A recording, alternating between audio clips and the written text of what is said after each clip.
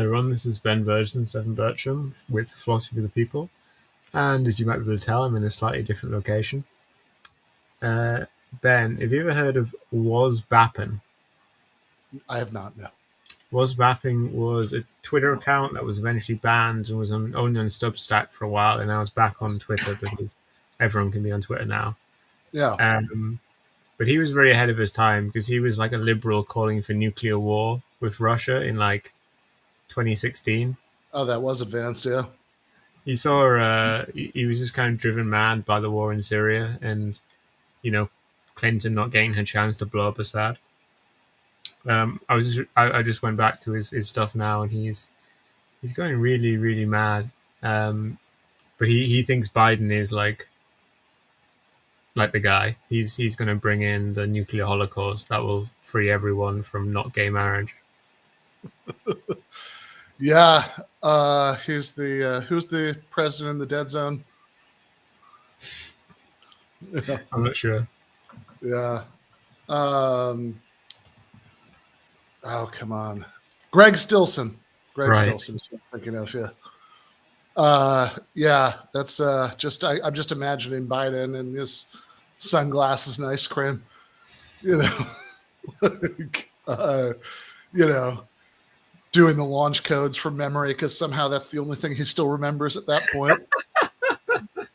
Yeah, he calls everyone that's kind of not completely like a neoliberal neocon the Axis. So Assad's in the Axis, but so is like Trump, the Republican Party, and so is Putin, and then so is like the entire Palestinian civilian population.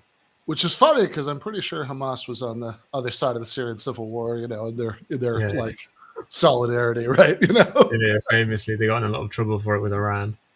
Yeah. But today we're going to be talking about a different kind of edgy take, Yes. Edgy philosophy takes. edgy philosophy takes, with Ben using the example in last week's essay of people having really crazy takes about divine command theory. Yeah, I mean, I wrote the essay because I kept seeing divine command ethics pop up in places that I wouldn't really expect it, like from Dave Smith, who's a libertarian comedian and podcaster, who I debated a couple times back in 2019 and 2020, and I went on. Was he an atheist then? I'm not sure. That's an interesting question. I would have assumed that he was, right? You seemed was it definitely in the article you said that he had converted, or you just assumed he converted back? He actually definitely did convert at some Right. point.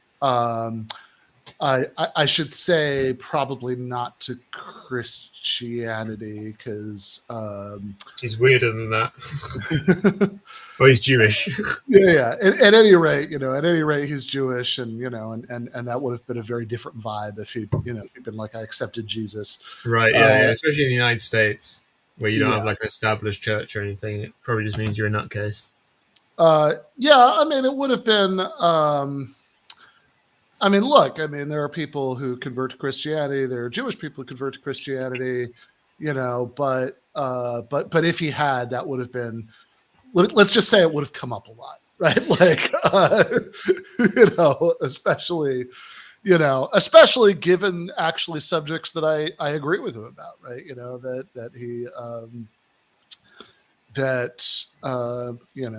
He's been very good on Palestine, since October 7th, for example, and in general, actually, he's always somebody who I've given credit for being one of the few libertarians whose objections to the state actually prioritize stuff like bombing children in the third world, rather than sort of having abstractly good positions on stuff like that, but in practice getting most hot and bothered about the top marginal tax rate. Or like speed limits. Yeah.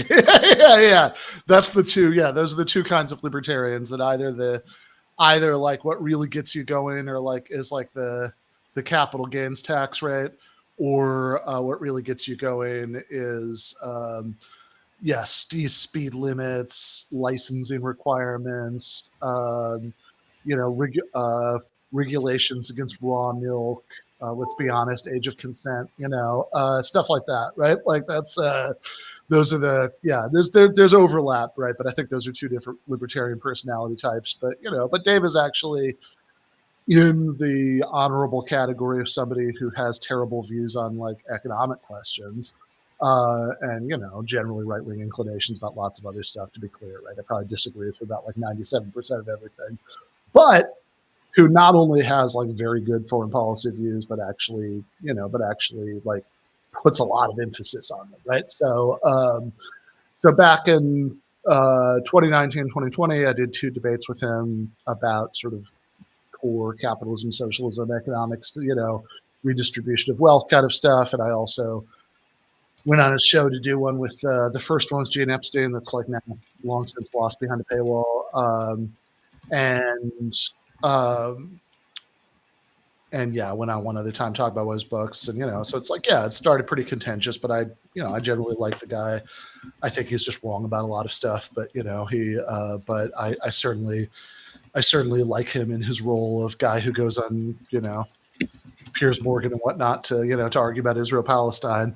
But yeah, I saw, I saw this clip from his show, Part of the Problem, where he said something like, I don't have it in front of me, but it was something like the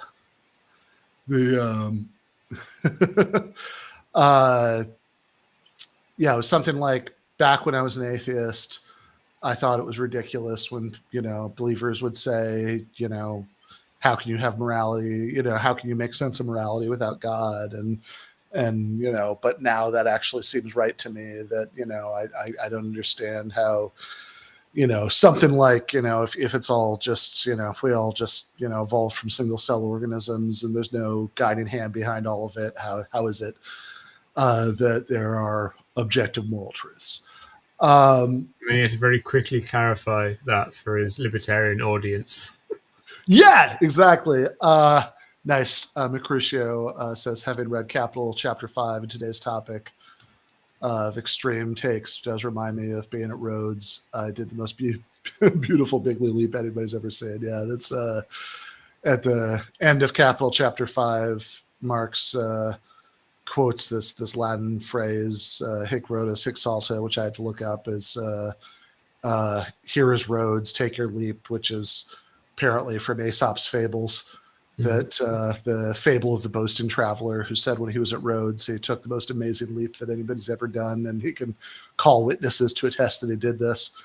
And somebody essentially tells him, it's like, oh, I mean, look, if you really did this, we don't need to bring in witnesses. Like, just do it again, right? You know, that's the this is your Rhodes. You know, take your leap.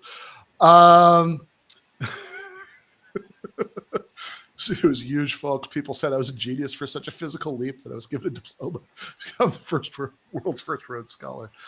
Yeah. So yes, of course, because he made this comment on his show, this irritated a section of his fan base, because of course so many libertarians are adamant atheists, which is why, I mean, I don't know if he started believing in God before I talked to him the first time in 2019, but I would have assumed that he was an atheist, right? Just from my experience with, you know, libertarians like him, and uh, and so many libertarians are adamant atheists, and also, in fact, big philosophy nerds.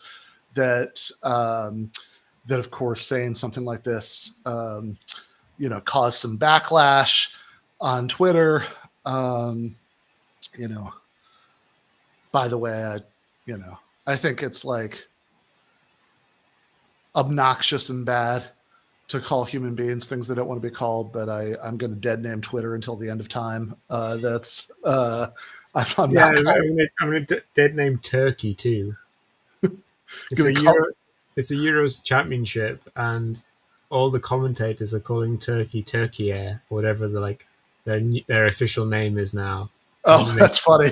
Yeah, trying to force the world to use their like native pronunciation. It's like fuck off. yeah. I'm just going to say Turkey. The yeah. Yeah, the website is Twitter. The streaming service is HBO Max. I refuse to adjust any of these things, but anyway, on Twitter, there was some backlash on this, and people saying, "Oh, wait, he's saying you can't have morality without God, right? It's like you can't be a good person without God." And he clarified, and this is fair enough as far as it goes, right? This sort of standard move that people saying stuff like this make. It's like, no. I'm not saying uh, you can't be, you can't act morally without believing in God. I'm saying you can't make sense of the idea of objective moral truth Mm. without bringing God, into it. Um, and that might have been the thing where he said the thing about the one cell organisms or whatever. And okay, I'm sorry. I'm just going to pause here. What's going on with the? I'm inflating my crown, Ben. Why do you have an inflatable crown? I found on. I just entered this room minutes before we went live. I just found it up on the thing. All right, fair enough. My questions have been answered. It seems Uh, like if there's a golden crown sat like directly above your laptop and you go on stream, then that's kind of like a sign from not God to put it on. Fair enough. Uh, yeah.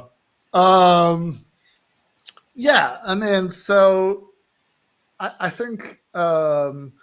That was one example, is the Dave Smith example, and That's kind of wild that he ended up at that position, but not that wild. Of that's kind of like quite a standard divine command theory as well. it's pretty standard divine command ethics stuff. I mean, this is not fundamentally different from like what like, oh god, let me think, who's well, certainly like Douglas Wilson, who's a megachurch pastor who used to do debates with Christopher Hitchens. I did a YouTube debate with him a couple of years ago, and it's like very similar to what he said to me. Or it's like oh god, what's his name, Larry, can't believe I'm blanking on this right now. Larry Taunton, right, is is another is another person like this, who really loves, who really loves this kind of argument. And a lot of them say like broadly similar things, right? It's sort of, Dave Smith is a surprising person to say it, right? But like it's a relatively standard thing for like a certain kind of intense, somewhat conservative religious person to say, who's like, maybe enough of an intellectual that they don't quite say, anybody who's not who doesn't believe in God is just gonna, rape and pillage all the time, right? So then, but then another example that I'd seen that same week was from this guy Drago Dimitrov, who his Twitter bio says, among other things, that he's a tech creator and a chess expert. So take that what you will. But I saw this tweet going around that where it's a very, very long tweet. If you're willing to pay Elon Musk your using Twitter appreciation fee, you're allowed to just go on forever and ever. And honestly, I think it kind of destroys a lot of what's distinctive about the medium. But Yeah, I also feel like this guy's specific sentiments could be kept in few characters. yeah, he definitely could have been pithier about this, right? But I'm just gonna read off the whole email here, right? He says many atheists are confused about divine command theory. Everything that is good is so because God declared it as such. That's the essence of DCT. Here's the formula for 99% of atheist objections to DCT. Step one, choose an action that you intuitively find morally repulsive right now. Step two, propose a hypothetical universe where God says this morally repulsive action is, quote, good, unquote. Step three, pound your fist on the table and insist that the violation of your current moral intuition is proof that the hypothetical is absurd, and consequently, that God declaring something good is insufficient for establishing that thing as being ontologically good. Given the narcissism that atheism indirectly promotes, i.e., no one is above me, it is understandable why divine command theory is a hard pill to swallow for some. So then, are you ready for the assumption that so many critics miss? This part is in bold, which I didn't even know you could do on Twitter. Let there be light. There is a all caps big difference between when you or I say something and when God says something. When you or I say something, we simply share an idea. We transfer information. Sound waves vibrate. A gust of wind passes. When God speaks, it shapes the fundamental composition of reality itself. The cosmic order, capital C, capital O, gets rearranged. The flow of relationships between all created things gets redirected. There's a cascading butterfly effect that reverberates throughout the entire universe. This means the atheist critic fails to utilize sufficient imagination in their proposed hypothetical. Step two.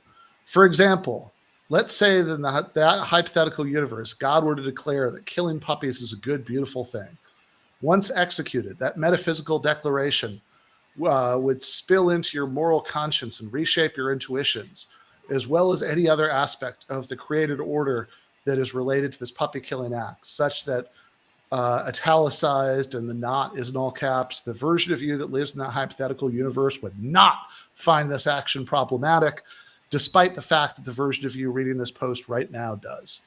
The version of you in this universe with your current set of moral intuitions is different than the version of you that would exist in the hypothetical universe, which would be grounded in an alternative set of moral intuitions. God declaring something good, a causative act, would change your fundamental perceptions of what good is, the effect of this act. By virtue of being created in the image of God, you would be changed. Given the notion of humans coming from God, a change within the nature of God would necessarily result, oh, we're so close to being done. It is change within the nature of humanity.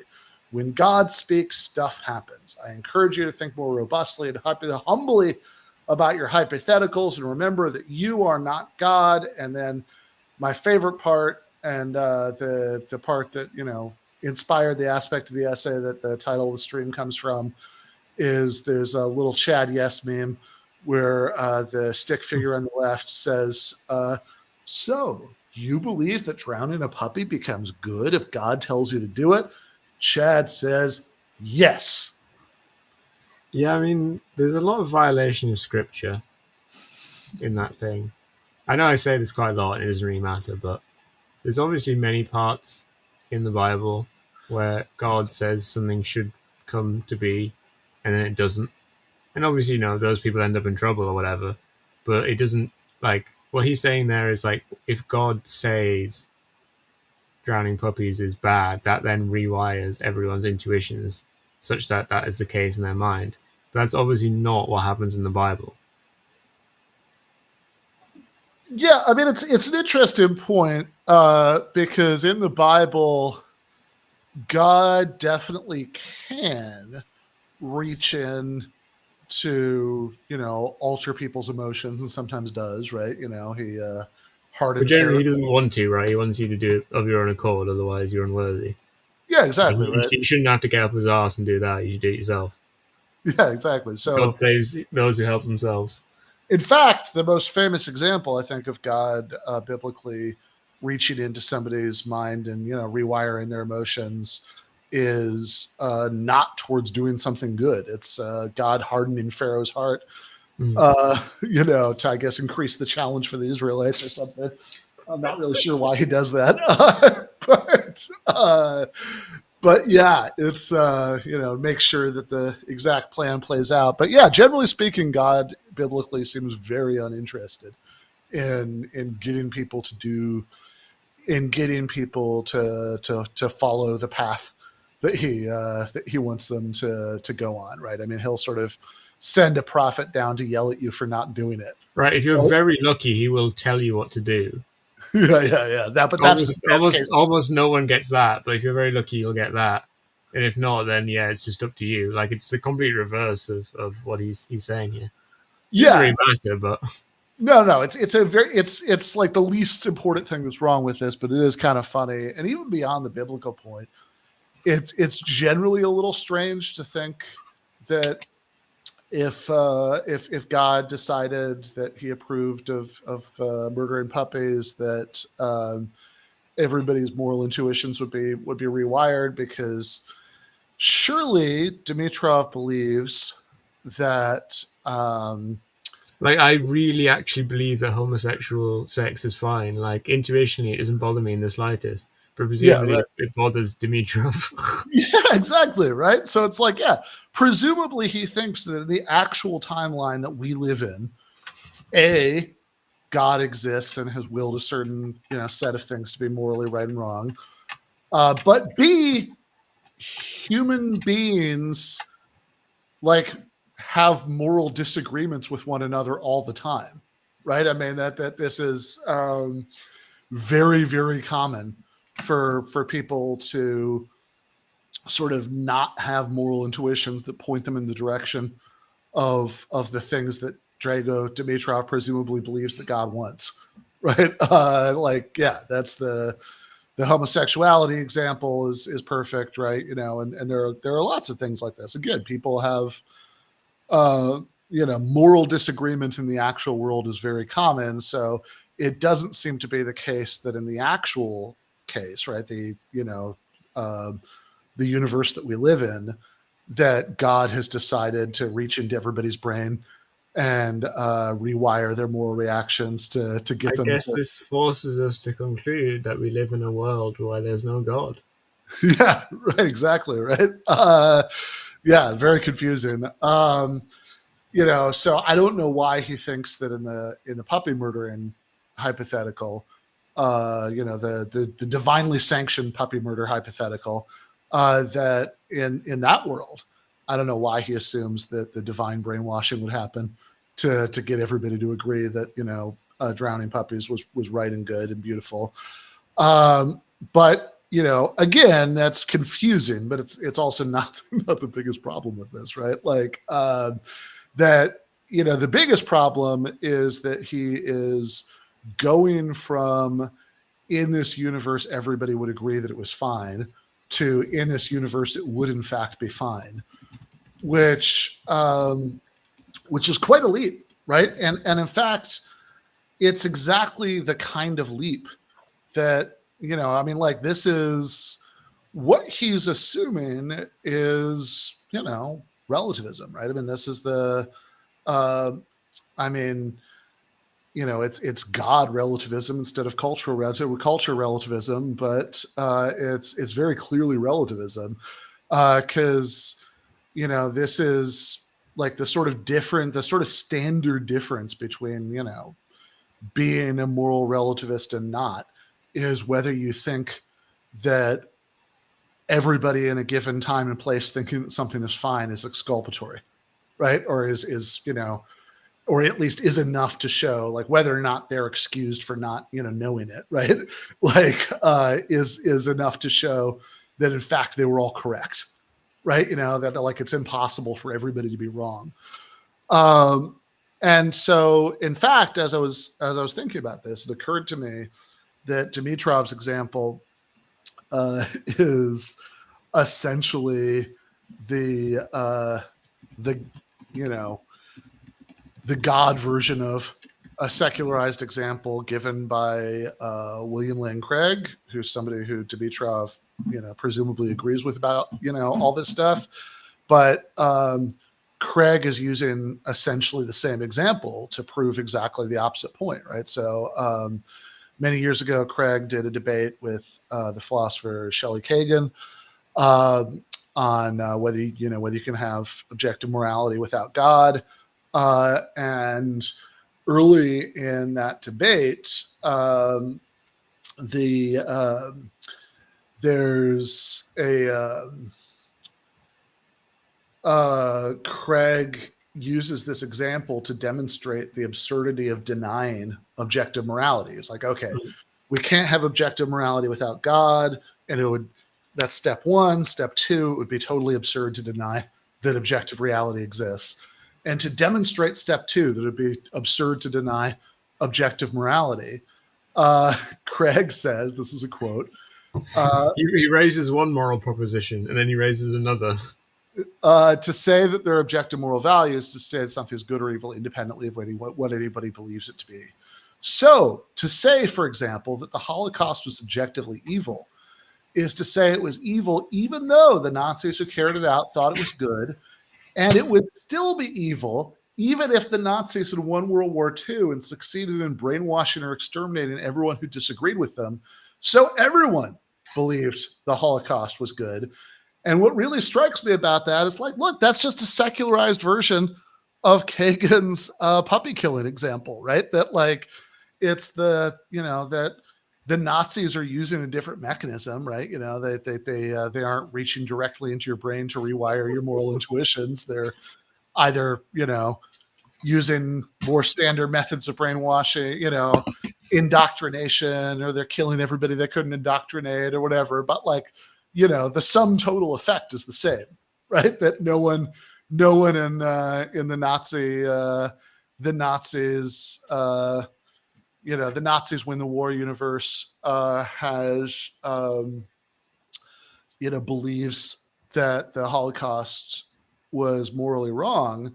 And I think Craig is, I think he's wrong to think that you need God to make sense of objective moral truths. In fact, I think that's kind of vice versa, right? I think that, I think that divine command ethics ends up being a sort of straight, ultimately a form of relativism, which which I think the Dimitrov stuff brings out nicely, right? But it's like, look, if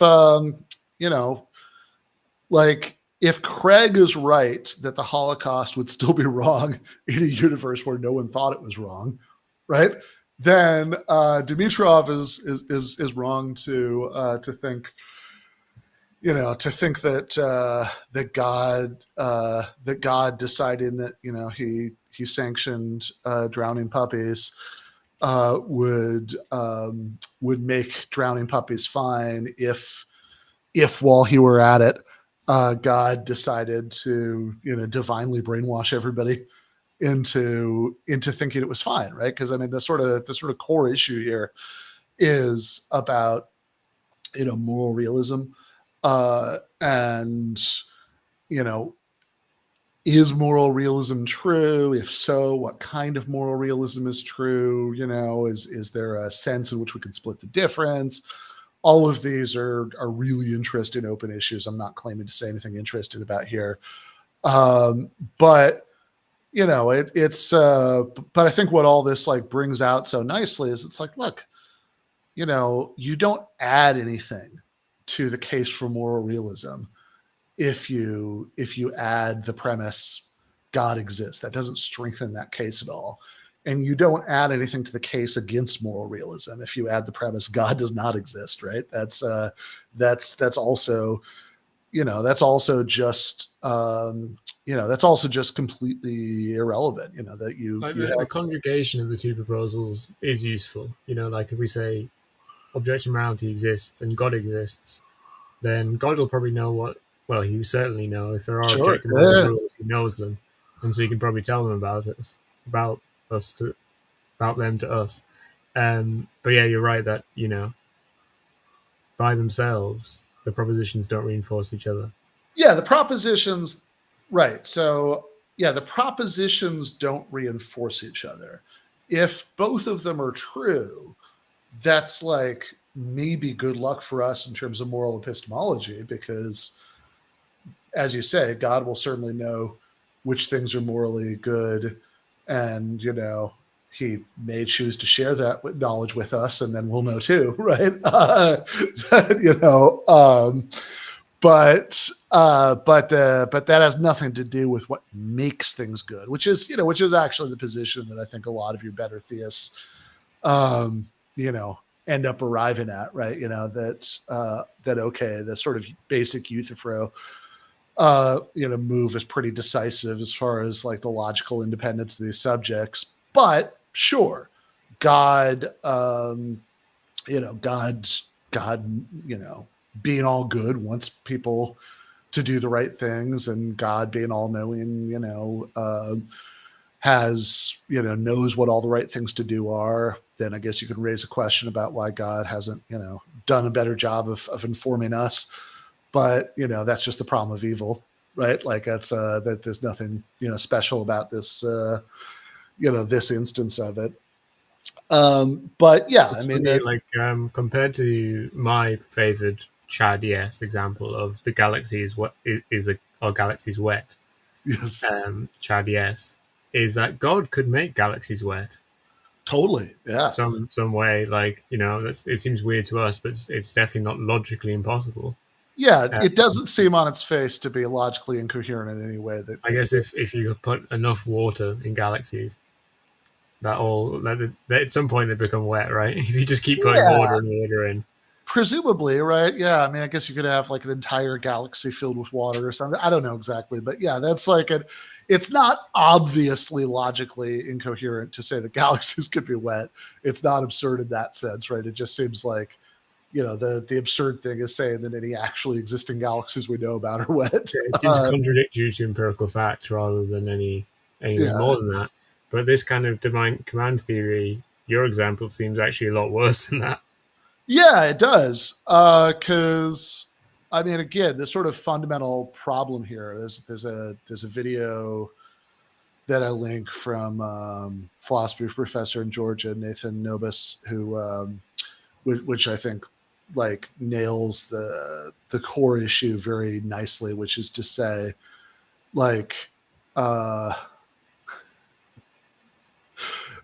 to why is God to which is to say, look, does God, like, if God commands something, does God have a reason to command that thing, or is it just arbitrary, right? That this just happens to be what God whims?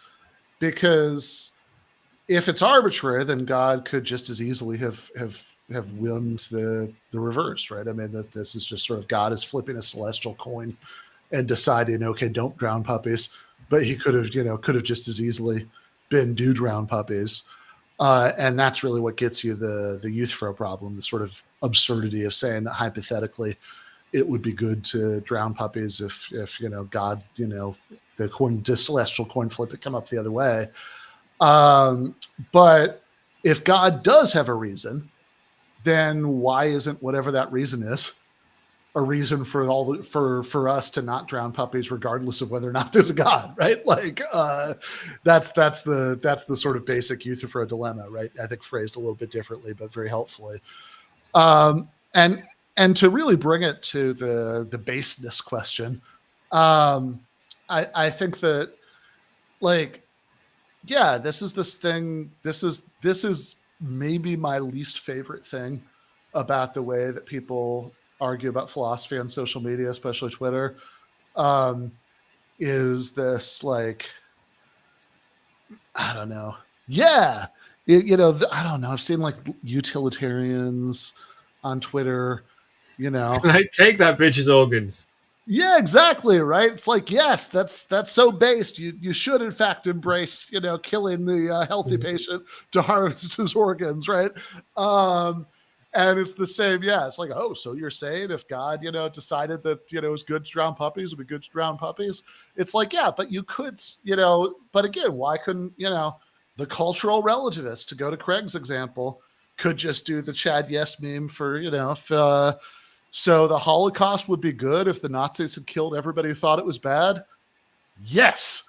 Right? Like, and this, I mean, I think a lot of people on Twitter just think the Holocaust is good. So, yeah, yeah, they, but they also it didn't actually, happen. So, yeah, there probably are a lot of people on Twitter who think the Holocaust is good.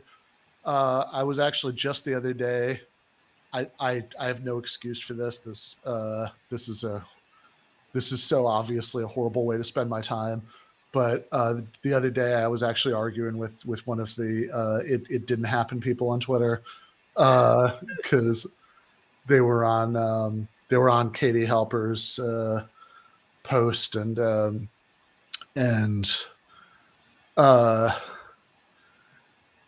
and a I think it's one of those things where I'll give into the temptation that I normally wouldn't, because it's like it's so obviously a waste of everybody's time to talk to these people. Right, But because it's they live in a completely different epistemic world to you, right? yeah, right. Right, exactly. Right. It's like it's gonna go nowhere. But I think Like the if you say to them, like, well, why did the number of Jews in the world go from yeah. this number to Yeah, this it's like number 18 million to 12 million. Yeah. yeah, they'd be like, well, it didn't. And you'd be like, well, okay. Yeah, exactly. So I think it's the thing where it's like, yeah, it's so obviously a bad idea. I normally wouldn't do it, but sometimes people who I would normally know better than to argue with about things, when they make a incredibly specific claim, it's like, and I happen to notice, it's like, no, come on, that's wrong. Like, what are you talking about, right? So they had so Katie had been like arguing with them before, and she was like, come on, guys, the Germans kept notes, and they're like, oh, nowhere in these notes does it say it, blah blah blah. There's no evidence. Right, because they're like, Hitler never signed an order which said, kill them all. Yeah. Yeah, a bunch of people who were like one rung in the operational hierarchy below Hitler, had the final solution meeting where they kept minutes, and it came very close to just saying kill them all. But yeah, that's and so it's like I gave it to temptation and started rattling off. It's like, well, um, there are Allied aerial photos that you can see, like the chimneys in. There's reams and reams of testimony from the summer commandos who like worked the gas chambers. There were like mass shipments of gold teeth fillings. There were decades of God knows how many people walking around with numbers tattooed on their arms.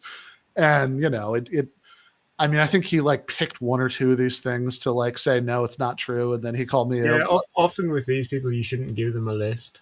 yeah, because then they can just pick, right? Yeah, That's like, yeah. You should yeah, just give them one thing. But then, so, yeah, I mean, it's pointless generally, but like, yeah. I mean, yeah, no, it's yeah, he picked like one thing off the list. He thought he could just like say, no, that's not, and then he called me a lying Jew. And that was pretty much the end of the conversation. I was like, okay, I see what I did here. This is my, this is my bad. Oh, moving on.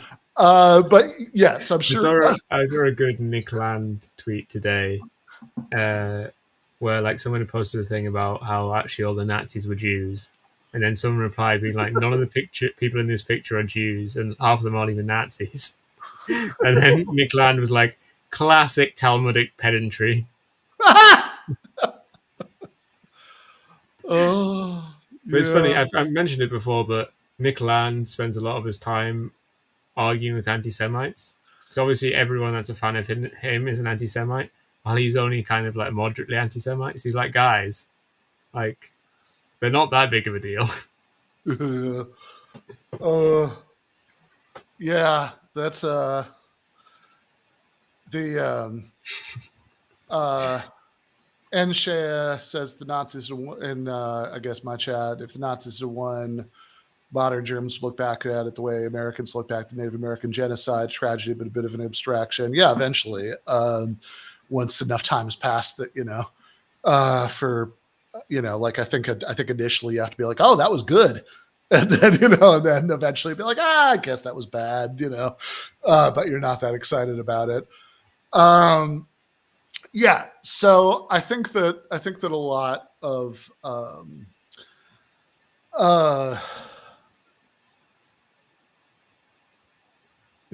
yeah, so putting aside the actual Nazis, which are there's probably not a single case of where it's more reassuring to remember that Twitter is not real life, and these people are wildly overrepresented, right? But yes, putting aside the actual the Holocaust was good and or never happened crowd, I think most of us would sort of see what was wrong with the Holocaust would have been good if the Nazis had killed or brainwashed everybody who disagreed. But yeah, and I also think maybe that example is like just distasteful enough to see the problem with Yeah, I the mean, you can keep going, right? Because then you can say, well, if then later, like a century later, now uh, liberalized Germans went into the archives and found evidence of the Holocaust and they decided it was bad again, would it then just yeah, switch back again? Like, yeah. it's this idea, it just seems so strange, right?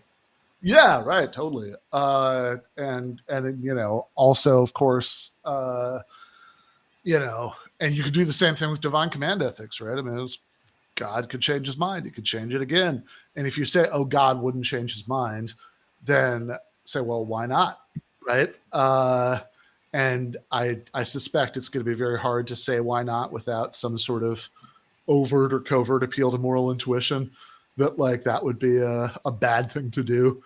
Um, and uh, you see it. Oh, Furby.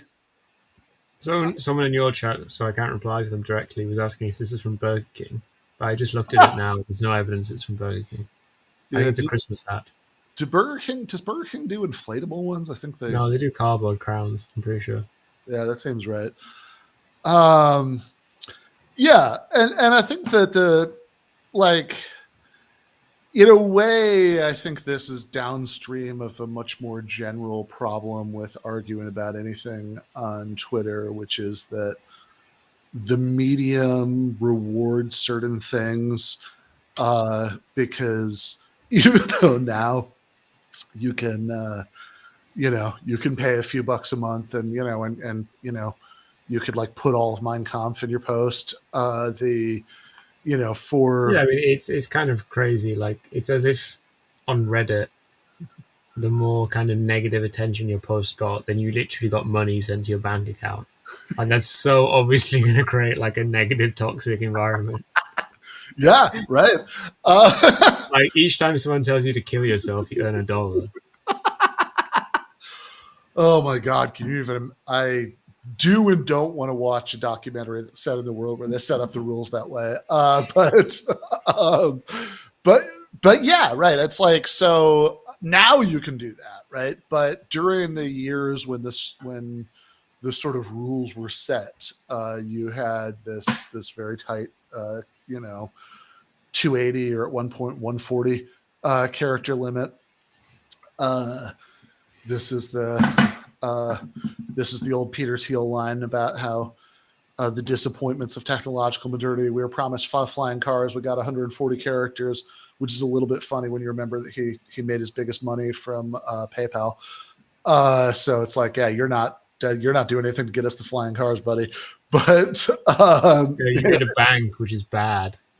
yeah, yeah, you came up with a scheme for skimming tiny amounts of money off of like bank transactions. Like that's your contribution to the modern world. But But yeah, we shouldn't complain because since these character limits have been removed, as you suggest, like Twitter's become much worse. oh no, it's totally gotten worse, right? But the specific, but back when they they were in place, that meant that it's like, look, there are only a certain number of things you could do with this as a medium, right? Because like you could do like 100 tweet threads where you said something complicated. People did do that, but like that's kind of not what the medium was set up for, and it's not really And what they it were was. just impossible to read. Yeah, it's a very hard way to read that much text. Like, people made a whole website called like Tweet Thread Reader or whatever, which was just a separate site which put them all into a fucking plain text document. Yeah, exactly.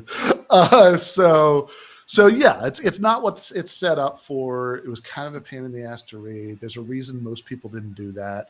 So you're not going to do that. So what can you do, right? It's like, well, you can share articles, but if you're going to do like discourse, you're gonna talk about politics, you're gonna talk about philosophy, you're gonna talk about ideas, then there are really a very, very limited number of ways you can do that in 280 characters.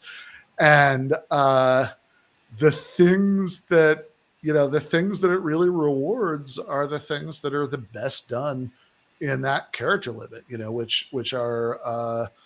which are snark and bullet biting, right? I mean, that's the those are the things that are the sort of best suited to doing in like a super concise form, right? That's like, so either a sort of quick drive-by snarky attempt to find inconsistency.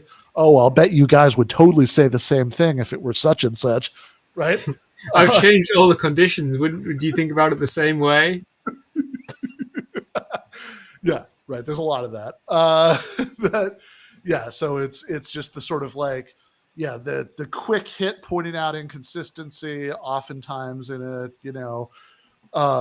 in that like very snarky tone that it rewards. There's like just sort of saying something by like, you don't have time to argue for it, or really like think through exactly what's wrong with what your opponent's saying, so you can just sort of I like mean, it's one of those things people often get confused in Reddit Ask Philosophy, where they're like, does this argument have a fallacy in it? Or they just say, does this statement have a fallacy in it? yeah. And then you have to say, well, fallacies are a property of arguments, and what you have here is just is a lying statement. And with kind of up until now, the Twitter character limit, you often can't fit in like your premise and your conclusion and whatever. You kind of just have to go with like the statement. Totally, yeah. I mean, this was an issue all the time when I started doing the debunk segment on the Michael Brooks show, and my first book came out, which had all this stuff about logical fallacies in it. And people would constantly ask me, it's like, oh, what's the logical fallacy here? Or is there some logical fallacy here? It's like they're quoting like a sentence, right? It's like that's not how logical fallacies work, right? You have as you say, it's a property of arguments. You need to get the whole argument. And yeah, people do sometimes, I have to say, I have started to see in the last year or two, more people who will put entire like philosophical arguments in tweets, but it always really makes me wince when I see it, because there's no way to do that without making it so stripped down and simplistic that it's like, this would have been so much better to just say the conclusion without pretending that you had an argument for it, because like the the jump from the premise to the conclusion is always like, essentially the premise has to be the conclusion already in slightly different words, right? Or like, You know, spread out into two premises, but like it's obviously just a way of rephrasing the conclusion.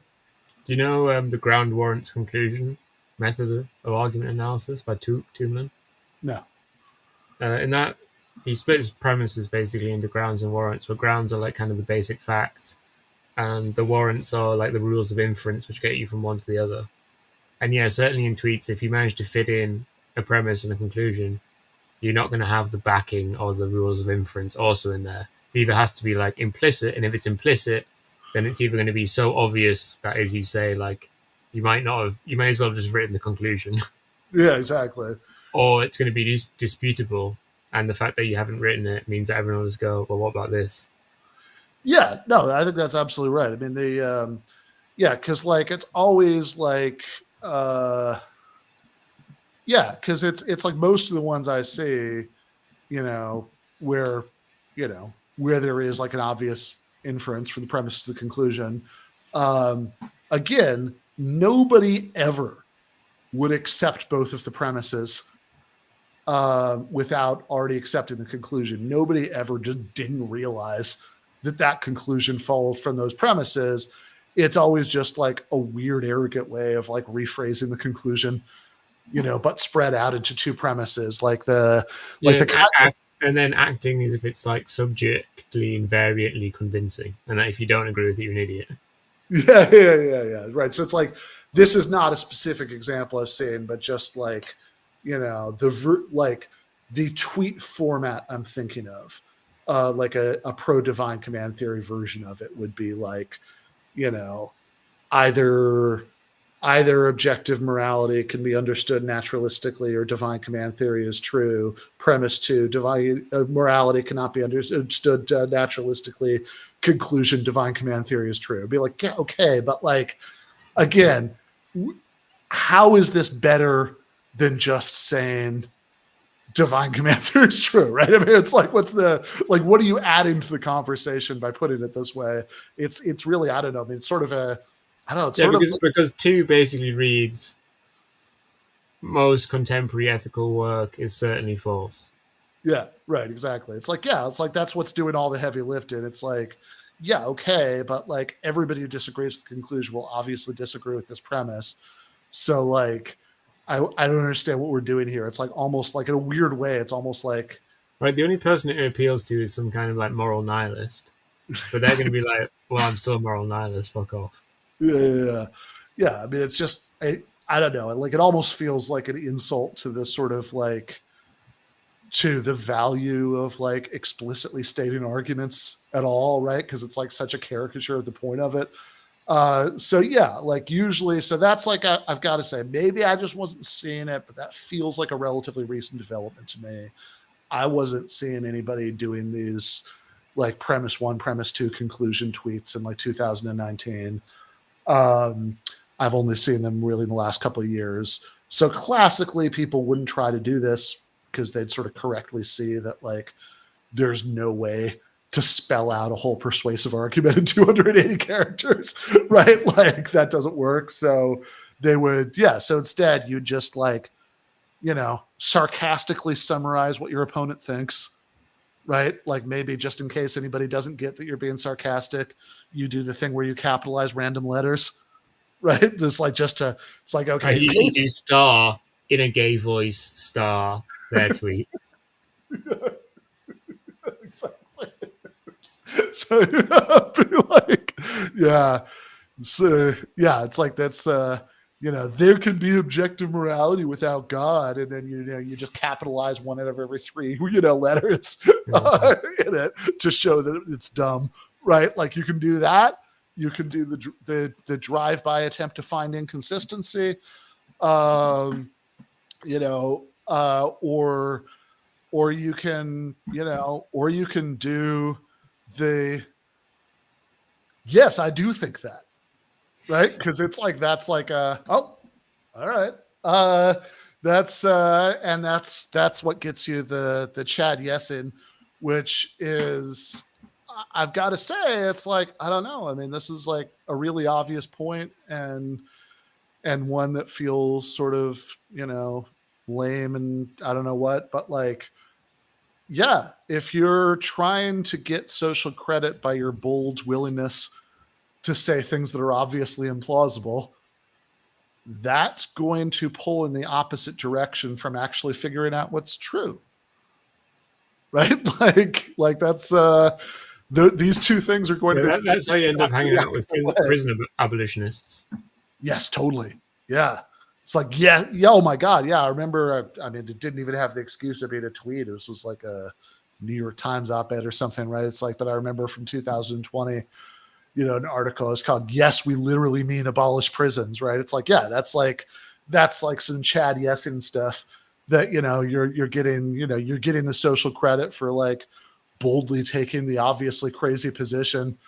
And then you're not even doing like the thing, like you're not even doing like the like Zizek thing where you say something that sounds kind of crazy and then like in the next sentence you say by which I mean, and then like you lay out right the like the way that if you think about it this is actually true. Man, have you seen Zizek's Substack lately? I don't think I've actually read a full post lately. I've because I get it like emailed to my inbox, but I only like actually like click and read like one every four or something. What's he been saying lately? He recently wrote an article where he was like, "What we need for progress is for the U.S. military to intervene like everywhere in the world." By which I mean, the U.S. military needs to intervene everywhere in the world. Oh wow, there wasn't even a But if there was, I didn't see it. I mean, he was going from the point of it would be better for the U.S. Army to occupy Gaza than Israel, which is true, but from a position of just such abject low standards. to then basically universalize that is the U.S. military is kind of the agent of progress, which is kind of amazingly just directly 20 years ago neocon kind of stuff. Yeah, that's what I was just thinking. It's Hitchensian, late Hitchensian. Yeah, it's which is funny because apparently because somebody who was at the New School at the time who took classes from both of them told me when I was writing the book that he tried to set up a Hitchens Zizek debate on the war in Iraq, and then the schedules didn't quite work out, and Hitchens got sick and whatever. Which is like I really wanted to see that. It made me really sad when I found out that it almost happened. So yeah, if that's correct, then Slavo would be coming around to the other side of that. But I mean, sometimes it's like I will say, right? I think he has been driven. I think he has been driven quite mad by the Ukraine thing, like lots of people have, and it has made things worse for him. Well, he's always been like a bit sus on issues like this. I think he has become actually worse.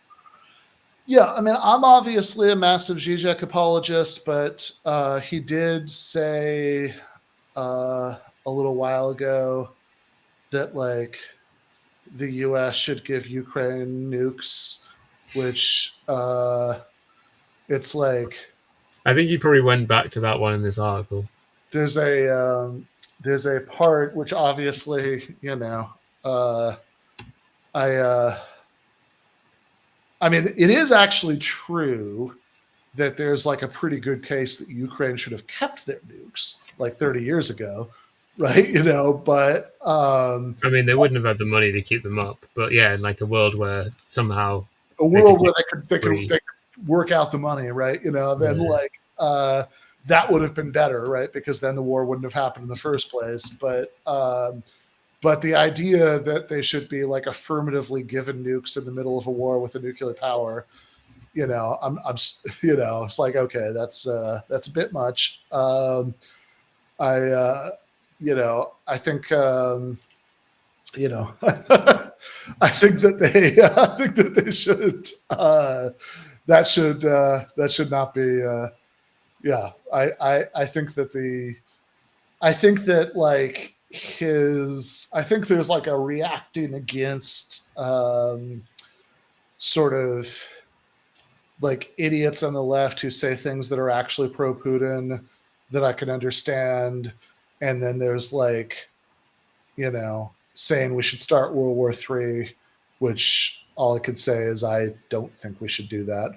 Yeah, But in this article, he does do the thing of like, it's a paradox that, US superpower decline is a bad thing. But it's kind of a bit lame where he is just saying, like, the US should invade Gaza and uses the literal phrase, the US should raise the war in Ukraine to a higher level, which seems like the least thing we should do. yeah, I think it's been raised. I think it's feels like it's raised to a slightly higher level at every other week, and we're Zeno's paradox in our way to Armageddon right now. And even if we never quite get there, the progression still makes me nervous, and I would prefer that we stopped. We need to call up Zizek and be like, the US needs to preemptively invade Lebanon. Yeah. Uh, yeah. So, yeah, I mean, I think it's, yes. I like Zizek, but yes, he has bad takes on Ukraine, no doubt about it.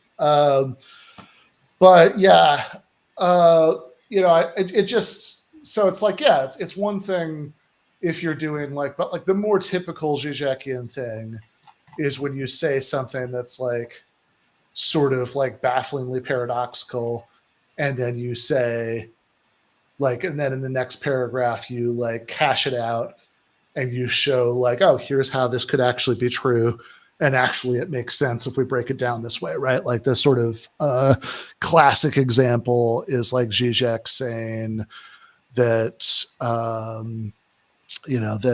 Gandhi was more violent than Hitler, right? That if you're interpreting that as Gandhi had a higher kill count than Hitler, that's obviously not true, right? But it's then he's got this whole view about violence in the Zizekian sense is like trying to like radically, remake the world, around your will, and actually because the Nazi project was ultimately to retrench the status quo and preserve it, whereas Gandhi is actually ending this deeply entrenched system of British colonialism in India. So in that sense, Gandhi is more is a more violent rupture from the way things had been than Hitler, right? So that's like the classic, version of that move, right? But then like the Twitter version would be, yeah, I literally mean Gandhi killed more people than Hitler, right? It's like, well, I guess that gets you some attention, and people who for some reason like it will high five each other, but like By not sufficiently supporting British imperialism in World War II, Gandhi literally caused the Holocaust. there you go, right? That Otherwise, they could have just put 10 million Indians in Belgium in 1939 and just won the war. yeah, there you go. There you go. I like it. That's why we used to the British Empire at all times. Yeah. So yeah, I mean, this is, and it just seems like, yeah, I don't know if you, it's a very simple point, but it seems like if you're interested in philosophy because you're curious about what's true, then you should, try to gravitate towards premises that seem like they might be accurate, which is exactly the opposite of the Chad Yes style of philosophical inquiry, where they're like, yeah, I literally do believe that you should cut up healthy patients to harvest their organs to save the lives of the 5 sick ones. It's like, I do think that if God told you to drown your puppy, that would be a morally admirable thing to do, right? And yeah, I think that's I grew up at a different time when it was much more acceptable to use concise words to describe developmental disabilities. So I'm struggling to find a different way of expressing myself here, but that's very stupid, right? And you shouldn't do that. Demonstrates you're a highly regarded individual. Yes, there we go. I see this week you've controversially came out in favor of evolution, Ben. That's right. I'm taking my own advice and not taking the epic based stances. Yeah. So Compact Magazine published a essay by David Moulton called "Two Cheers for Intelligent Design." It's just such a ridiculously dismal idea that you're not even brave enough to be like to come out and actually support it. You're like, but I don't support it, but it was a good idea, which is like a position that no one has ever held ever. Yeah. No one's been like, okay, I don't actually believe intelligent design is good, but like its arguments are so well made. Yeah, it's a weird article because, yeah, you're right. It's like I can understand 3 cheers for it. Like, I just agree with intelligent design. But why 2 cheers? That's an interesting question. But yeah, he doesn't quite come out and say that like intelligent design is correct. He never quite fully endorses the position. And he also never quite says, that I can tell, yes, they should have taught the debate in public schools, but he strongly suggests that like actually the intelligent design guys had like important challenging arguments and it should have been taken more seriously, and people were too dismissive of this and all of that, which is kind of the way the article starts is me noting that when I was writing the book about Christopher Hitchens, I'd kind of operated under the assumption that the version of the culture war that gave us new atheism was dead and gone and not coming back. And this last week, the universe seems to be bound and determined to prove me wrong about that, because We're going to have to do some early 2000s cringe to beat them back. yeah, we got Louisiana this week announced that the 10 Commandments have to be displayed in every public school classroom from preschool to public colleges. Um, and I assume the courts are going to stop them pretty quickly because this seems like so unconstitutional. You almost have to like admire the like boldness of it, But then yeah, that was on Wednesday, and on Tuesday, Compact put out this article trying to ambiguously rehabilitate intelligent design, and thought, it's like I've never really written about evolution on the Substack before. And if you're going to have a philosophy Substack where you can write about, non-political subjects or non-entirely political subjects, uh, you know, this is kind of what's for, right? It's like, yeah, let's take advantage of that and actually dig into this because it does seem to me that in fact, look, Moulton is not wrong that there were plenty of people who didn't really understand the issues, who just kind of sneered at the theocratic backwardness of this stuff. But also, a lot of people did understand the issues, and they had really convincing arguments against it. And in fact, all of the intelligent design stuff is sort of thinly dressed up God of the Gap shit. And it's actually Yeah, I mean, it was really dismal, just kind of being like, "Yeah, but what about this weird thing that happened in natural history?" yeah, yeah, yeah, exactly. So Which would have been totally different 50 years in the past and 50 years in the future. Like you would come up with a different list of weird natural history facts. Yeah, exactly. You have to keep readjusting. Like yeah, you can stick God in the gaps if you want to, but then you have to keep readjusting as the position of the gaps changes. So So that's probably what we'll do next week. But what are you going to write this week in case we end up doing that? yeah, that is probably what we're gonna talk about next week. Stay a week behind. I'm not 100% sure about this week because I think probably the next two things I'm going to write, I'm not sure about the order of them, are something about that is also about capital, and it's particularly objection to something David Carvey says, and on the dumb side. But I've had this idea for so long, I really want to do it at some point. I have a article I really want to write called "Why G.A. Cohen Would Have Hated Venmo." Neat. I retrieved the goblet from the Eldrith space behind me because people in chat were demanding it. Fair enough. I think that's all for us this week. All right, sounds good. Let me find the outro button.